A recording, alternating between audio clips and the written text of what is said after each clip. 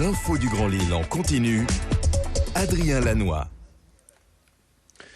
7h15 en direct, en continu. En effet, tous les quarts d'heure, on est ensemble pour voir et savoir l'actualité du Grand Lille jeudi 4 mai. Et voici d'abord vos prévisions météo et toujours pas de changement côté ciel, nuages et pluie. De nouveau au programme toute la journée. La grisaille au rendez-vous ce jeudi, des températures fraîches en conséquence, avec un petit 13 degrés cet après-midi. Et pas d'amélioration attendue avant plusieurs jours. On en reparle après ce journal avec les prévisions complètes de Météo Service. Sur les routes, l'image de l'agglomération en temps réel. Ce jeudi matin, on avait deux accidents à vous signaler. D'abord à Fâche-Tuménil sur l'A1 et puis sur le boulevard du Broc à Villeneuve-d'Ascq, près de la courbe de Babylone. Les deux accidents sont désormais terminés. Attention tout de même sur la 25, déjà quelques coups de frein à déplorer depuis la Flandre jusqu'à la chapelle d'Armentières. Idem sur l'A1 entre Falampin et Seclin. L'actualité sur Grand Lille TV, d'abord la politique et le second tour de l'élection présidentielle au lendemain du débat télévisé entre les deux candidats hier soir. Il reste encore de nombreux électeurs indécis que la tournure virulente des échanges hier n'a certainement pas aidé à se décider. Hier matin, nous étions sur le marché de Villeneuve-d'Ascq pour savoir ce qu'attendent les Français de cette élection, de ce prochain président. Et ce qui ressort surtout, c'est de la déception. Les deux candidats sont loin de faire l'unanimité. On écoute cette sélection de témoignages au micro de Vincent Vieillard. Ce que j'attends du prochain président, moi personnellement, comme je suis agriculteur, j'attends qu'il aide les agriculteurs, d'écologie aussi, qu'il redresse un peu le pays. Et par contre, on est toujours très indécis. Plus de justice sociale.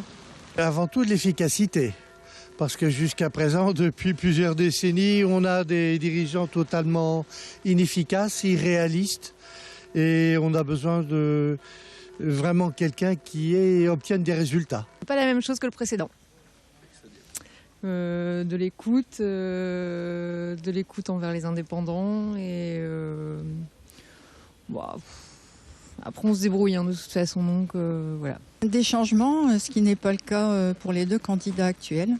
Plus de sécurité dans nos villes, au niveau commercial, une relance, un pouvoir d'achat meilleur pour les gens, moins de taxes. Il n'y a aucun des deux candidats qui m'intéresse, donc je vais devoir voter, mais contre quelqu'un. Non, je vais voter, je vais faire mon devoir. J'attendrai la même chose, que ce soit l'un ou l'autre. Pour nous qui sommes sur le terrain, c'est ça qu'on a besoin. On a besoin que les gens puissent pouvoir acheter et qu'ils se sentent en sécurité un peu partout chez eux, c'est-à-dire en France. C'est deux personnes qui ne me conviennent pas. Et bien sûr, on pourra toujours contester après l'élection, mais je ne sais pas. Une autre information aujourd'hui dans ce journal avec un chiffre en France. Aujourd'hui, près de 30% des enfants de cadres sortent diplômés d'université ou d'une grande école, contre seulement 7% des enfants d'ouvriers. Une panne de l'ascenseur social que veut réparer l'Institut Télémac en collaboration avec l'Éducation nationale. L'idée de mettre en relation des jeunes des quartiers populaires avec le monde du travail en leur proposant un tuteur, un salarié d'entreprise de la classe de 5e jusqu'à la terminale. Le but étant d'encourager l'élève, de le conseiller, de le guider vers des études supérieures sans se décourager en cours de route en raison d'un contexte économique ou familial compliqué. Dans la région, déjà une quarantaine de jeunes sont ainsi suivis par 19 entreprises partenaires comme ici ADO à Ronchin. Explication complémentaire au micro d'Edil Gunaï. On s'appuie sur l'équipe pédagogique dans les établissements pour pouvoir sélectionner ces jeunes. Donc c'est les professeurs pendant l'année de 6e qui vont repérer les jeunes qui auraient du potentiel, qui auraient une envie de réussir, une motivation. Mais malheureusement, vu l'environnement dans lequel ils évoluent, parfois il y a un phénomène d'autocensure qui apparaît et les jeunes ne se permettent pas de vouloir réussir, et en tout cas n'osent pas. Et ensuite cette sélection est présentée donc à l'équipe Télémac. Et on vient rencontrer individuellement les jeunes avec leurs parents. Et en tout cas, tout au long du parcours Télémac, les parents vont être impliqués dans le dispositif.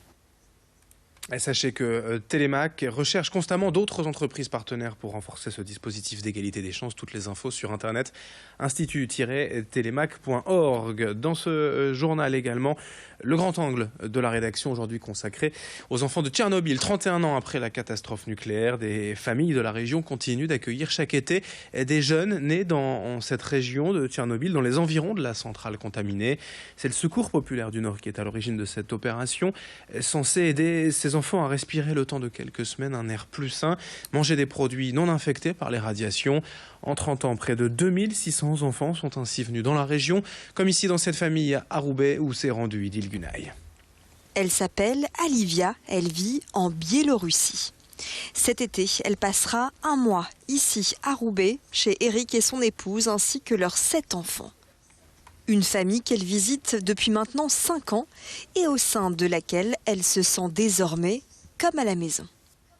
Ah, c'est sûr que la première fois, c'est un peu compliqué les premiers jours, parce que surtout que Alivia, quand on l'a accueillie, elle était jeune, elle avait 8 ans quand elle est arrivée la première fois.